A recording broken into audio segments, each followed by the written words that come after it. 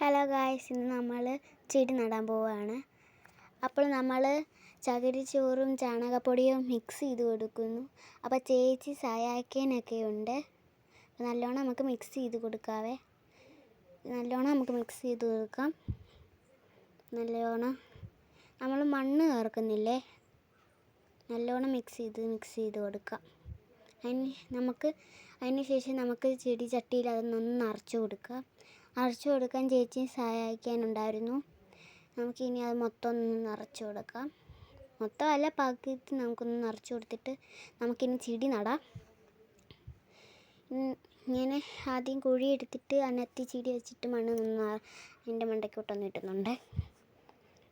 ഇതാണ് അപ്പോൾ ചെടി നട്ട രൂപം. ഇനി നമുക്ക് നല്ലോണം വെള്ളം ഒന്ന് ഒഴിച്ച് കൊടുക്കാവേ.